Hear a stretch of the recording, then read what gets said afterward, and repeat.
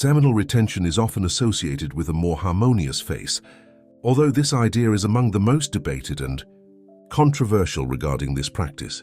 Many claim that there is no concrete evidence to support it, yet converging studies show that seminal retention can contribute to a more youthful and harmonious facial appearance. I will present these signs clearly and rationally. The main visible difference between a man who practices semen retention and one who has frequent sexual intercourse lies in the youthfulness of his face. Youth is an essential factor in facial attractiveness and forms the basis of many criteria used, consciously or unconsciously, to judge beauty. When a man preserves his sperm, he also preserves his germ cells, which are directly linked to reproduction. Maintaining this lineage accelerates the aging process, while its interruption or reduction tends to slow it down. This principle has been demonstrated by several studies and supports the germline theory, already explained in detail above. A man who ages more slowly retains characteristics associated with youth for longer. Imagine two identical twins. One lives a life of sexual abstinence, thus avoiding the constant use of their germinal system. The other ejaculates daily, keeping this system constantly active. From a biological standpoint, the second twin tends to age faster. In some organisms, simply eliminating or deactivating the germinal system has nearly doubled lifespan. Historical studies even demonstrate that interrupting germinal function has, in the case of castration, increased life expectancy from 14 to 19 years. Given the average life expectancy of the time, this represented a gain of up to 40%. Now imagine two men, one with the potential to live much longer, the other destined for a considerably shorter life. A man with a shorter life expectancy would exhibit noticeably accelerated aging. His youthful features would fade sooner, while signs of wear and tear and degeneration would appear prematurely. This would inevitably affect his attractiveness. The face is the primary reflection of this process, as it is where the first signs for estimating a person's age are concentrated. The face reveals almost everything. It's worth remembering that in ancient medicine, the term phthisis referred not only to tuberculosis, but also to a broader concept, the premature weakening of the body. Phthisis was considered a state of progressive decline, a disease of exhaustion. This historical understanding reinforces the idea that accelerated loss of vitality has always been associated with premature aging. Masturbation and sexual activity are thought to consume germ cells. Germline theory suggests that the use of these reproductive resources accelerates aging. In humans in particular, gonadal activity is believed to accelerate degeneration. According to germline and premature aging theories, this could be considered premature aging. In the past, tuberculosis was often diagnosed in people who aged prematurely. Interestingly, many old texts on seminal retention mention tuberculosis as a consequence of self-intoxication, that is, masturbation. In short, by preserving his genetic heritage, a man delays aging, retains his youthful features, and his face naturally becomes more attractive. We are born endowed with an innate vitality that is passed down to us and which, all other things being equal, determines the length of our lives. When this vitality is exhausted, we cease to live. It can be used wisely or squandered, either gradually or abruptly through a senseless act. Every thought, every movement, every emotion, and every action consumes a certain amount of this vitality. This consumption is necessary. Every time we violate a principle of health, we waste a portion of our vitality. Thus, we contribute to the weakening of our constitution. Every cold we catch makes us more vulnerable to the cold and weakens the affected areas. Every illness, every overworked nerve, every exhausted organ, every transgression of the laws of nature affects our vitality, weakens our constitution, and ultimately compromises our health. Every organ in the body has a specific function. However, each organ was designed by a wise creator to cooperate with the others for the benefit of the entire organism. Any act or habit that disrupts the normal functioning of an organ damages it and restricts its functions, but also hinders the overall functioning of the body. Any act or habit that impairs the complete development of the body or any of its parts affects brain activity, and mental energy, weakening and slowing them down. It is often said that a healthy mind in a healthy body is self-evident. What a perfectly logical statement. This link between sexual activity and the depletion of vital energies had already been observed by numerous authors. A 19th century work stated, "What then can one expect from the terrible sin of masturbation or self-defilement?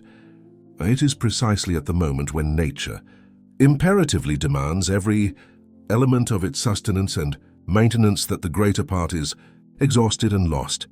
This cannot continue without harmful consequences, and the body quickly weakens, becoming even less capable of performing the important task at hand." Let us examine once again the concrete results of this detestable habit. They result in weakness, lack of energy, nervousness, insomnia, mental confusion, aversion to physical exercise, apathy, idleness, headaches, melancholy, premonitions, lack of self-confidence, fear, and memory loss.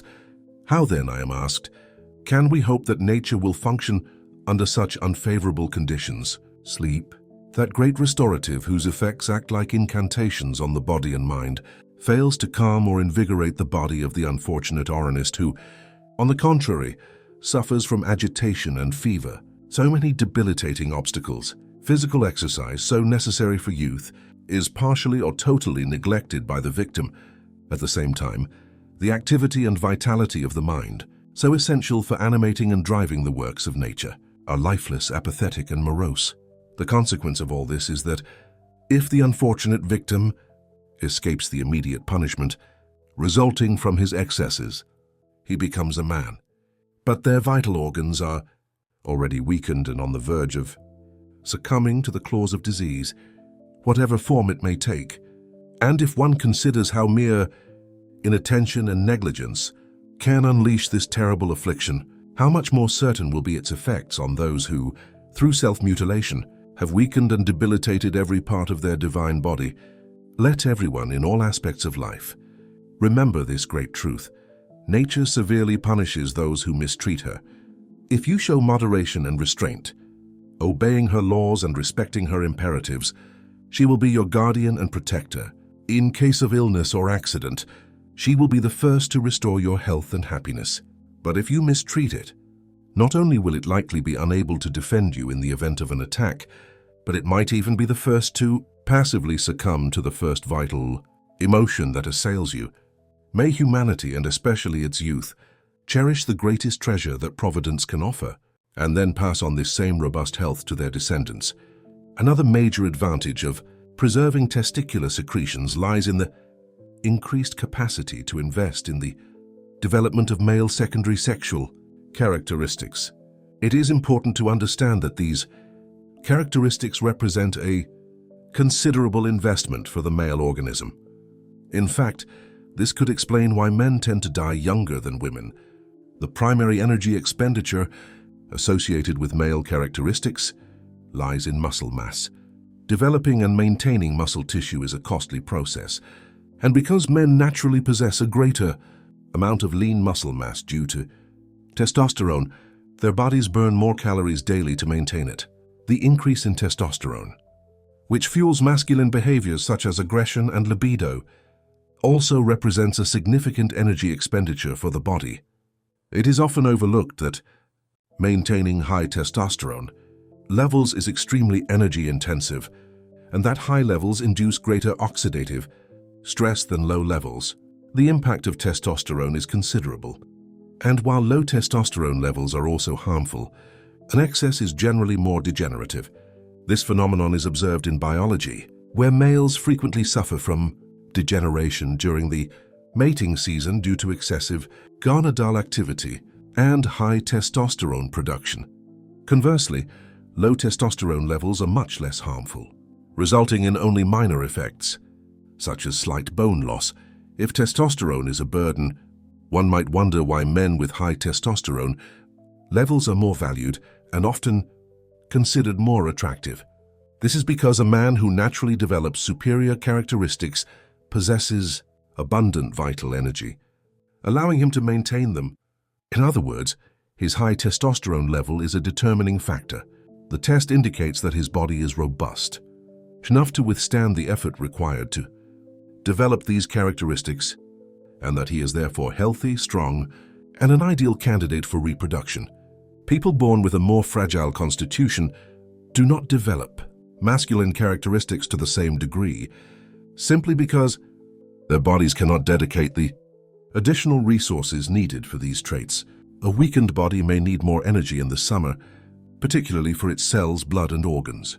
To clarify a point often misunderstood, this does not mean that low testosterone levels are healthy, but rather that high levels are energy-intensive, and only men with a sufficiently robust constitution can naturally maintain them and develop masculine characteristics. Although effort and training also allow others to develop their muscles, testosterone, despite the physiological load it imposes on the body, shows a positive correlation with long-term health indicators, as men who develop these characteristics generally have a more robust physical constitution from the outset. In countries where survival and health indicators are lower, the attraction to men with high testosterone levels appears to be stronger.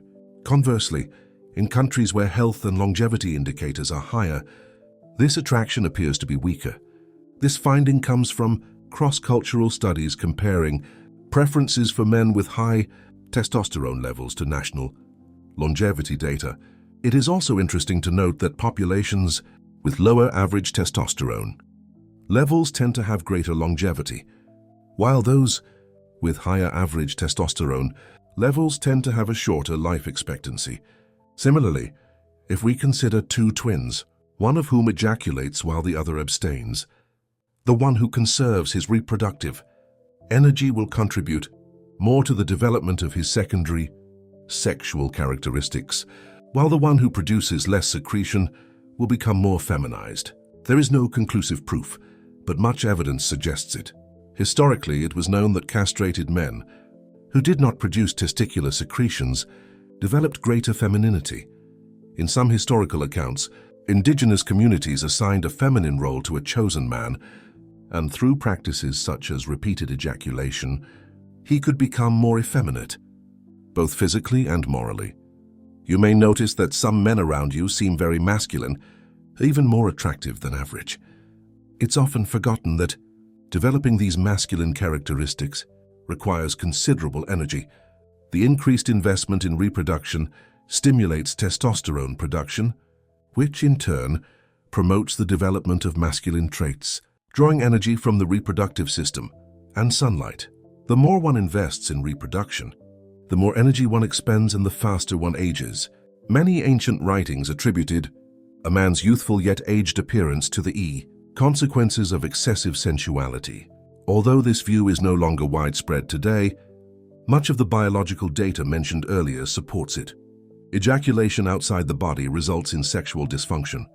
This dysfunction, due to the absence of semen, is so widespread yet so insidious in the modern body that many no longer perceive it clearly. Its signs, however, manifest as conditions such as paralysis, chronic indecisiveness, spleen disorders, rheumatism, mental weakness, a stooped posture, and a tired appearance, particularly in men who age prematurely, and in women who show signs of early decline. In all these cases, as in many others, we observe sexual loss and a waste of vital substances caused by frequent orgasms. This punishment is omnipresent, visible on countless bodies, and there is no environment where its effects are not observed following excessive sexual activity. It is common to deny this consequence and attribute these illnesses to various other causes. Yet the true origin remains the same: sexual exhaustion, which saps the individual's vitality. Few practices are as profoundly debilitating as sexual excess, and from this perspective, any sexual relationship becomes excessive when it is not directed toward reproduction. Violation of this law results in a reduced life expectancy and an increase in illness.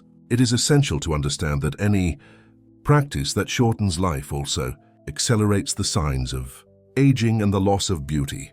If excessive reproductive activity reduces life expectancy, it inevitably compromises appearance. By wasting this vital energy, the body begins to reflect age, fatigue, and exhaustion, resulting in a less attractive appearance. This is not an extreme or provocative statement, but a coherent deduction based on fundamental biological principles. For those who wish to preserve their youth and beauty, avoiding unnecessary reproductive expenditure should be a key consideration. Ultimately, the price to pay for the indiscriminate use of sexual energy is life itself.